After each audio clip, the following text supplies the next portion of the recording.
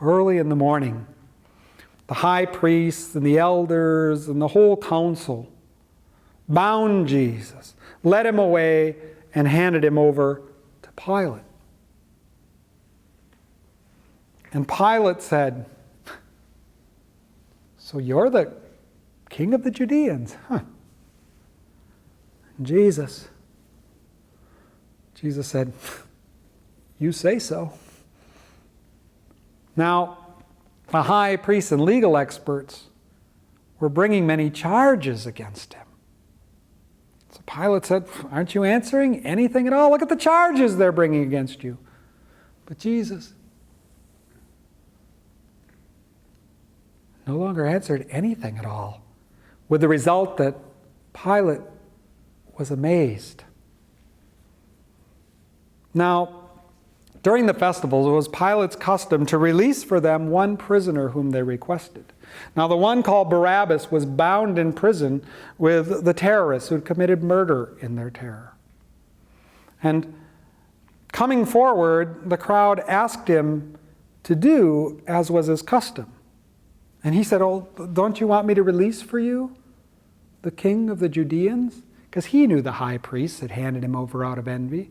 But the crowd had been stirred up for the high priest to instead ask for Barabbas. And he said, "Well, then what should I do with the one you call the king of the Judeans?" And they shouted, "Crucify him." And he said, "Well, why? What evil has he done?"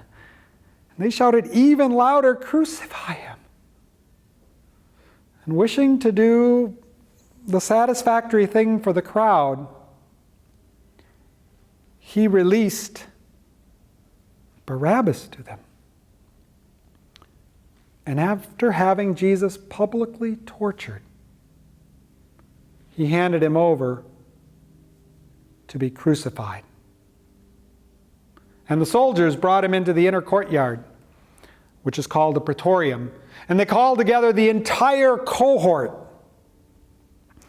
And they put a purple cloak on him, and weaving thorn branches into a crown, they stick it on his head.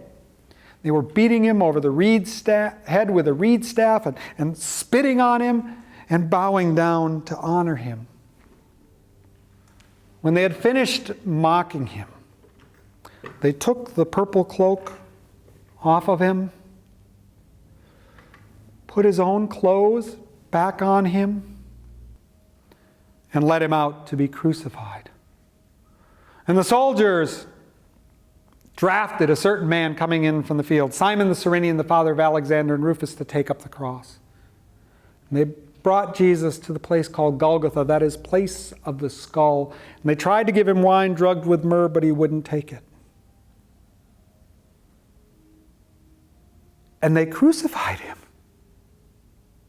And those who were standing by were casting lots to divide up his clothing. Who would get what?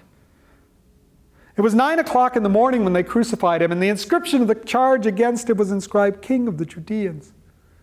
And with him they crucified two terrorists, one on his right and one on his left. And those who were passing by were mocking him, saying, "This guy's going to tear down the temple and build it up in 3 days. Well, come down off the cross and save yourself." And in the same way, the high priests and legal experts were taunting him, saying, "Saved others, can't save himself. Let the anointed one, the King of Israel, come down off the cross so that we might see and trust in him." Even the terrorists who were crucified beside him were taunting him. At 12 o'clock, darkness came over the whole land, and it was dark until 3.